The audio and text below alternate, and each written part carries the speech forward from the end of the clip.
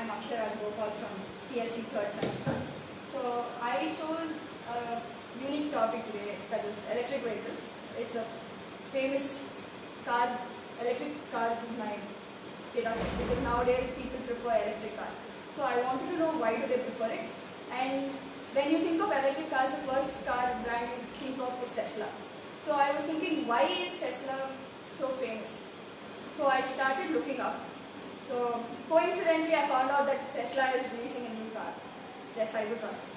So that was made me more interested to this topic. And luckily, I found a huge data set from Kaggle, which had around 1.5 lakh inputs about people buying different electric cars from the state of Washington in the US. So the state provided this data to the person who made this data set. So with that, I started looking up on the data set. I thought, what all can I analyze from this? So I wanted very few columns from it because it had few unique columns and data in it which cannot be grouped and cannot be made into a graph for analysis.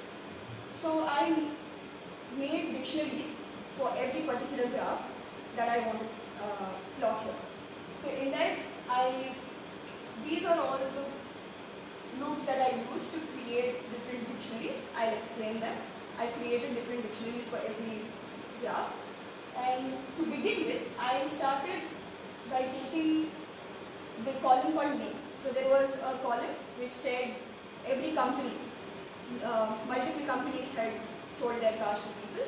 So it had the company's names and it was repeated multiple times. So I decided I'll make a dictionary of unique company names and their counts of telling how many cars they have actually sold. So when I did that, let me run it. I first got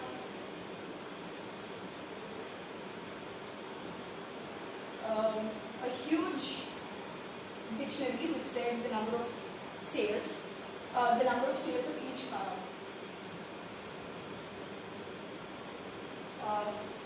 It said the number of sales of every car and brand.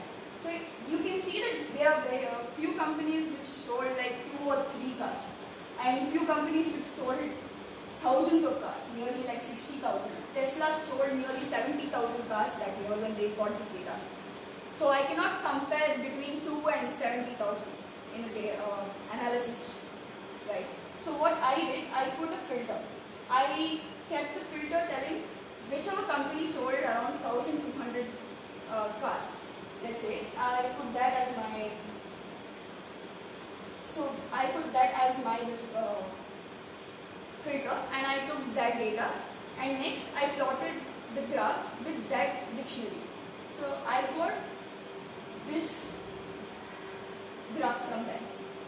This again doesn't look presentable enough because there were again many. This was the first graph that I created with all the companies. It doesn't look presentable at all. So next I kept the filter of 1,200 cars that were sold. Then I got this graph. So it was very presentable, and you can see that most of them were sold by Tesla. Many people preferred Tesla cars, and I was curious knowing which Tesla car was sold the most and why did they prefer would be the next step. So for that, next I went to my data set back and I created a dictionary called Tesla which had the models, multiple models that they sold, and with that I had few data that said which model was sold most. I had all the keys were the model names and the count was their values. With that I found out that model Y and model 3 was the most sold. So this was most preferred by people. Now, okay, this was one part of my analysis. I got to know that model Y and model 3 is the most sold. I was like, okay. So if I was going to buy a car, my first thing that would come to my mind is, what is the mileage of the car that I am looking for?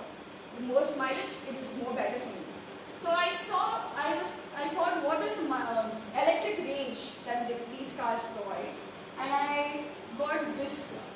I went on to my data set back and I made a dictionary again with the model names and their respective ranges as the values, and I got this dictionary, and this was the graph from that dictionary. As you can see, model Y was having the most electric range. It explains why it was sold. Many people preferred that car over the others. This was the electric range of just Tesla. But there are other companies who sold their cars as well, right? So I looked up which company had the most electric range that they could provide.